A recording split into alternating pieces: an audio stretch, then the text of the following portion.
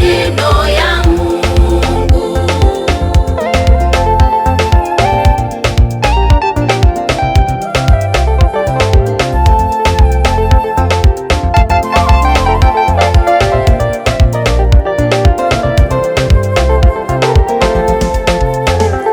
Kwa neema kubwa kabisa tumekubaliwa na Mungu.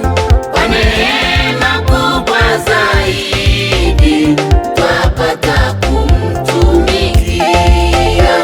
Kwa neema kubwa kabisa tumekubaliwa na Mungu. Kwa neema kubwa zaidi twapata kumtumikia. Kuishi kwa ajili ya Yesu kati yote ya dunia hii na kuitangaza Injili ni faida kwetu kabisa.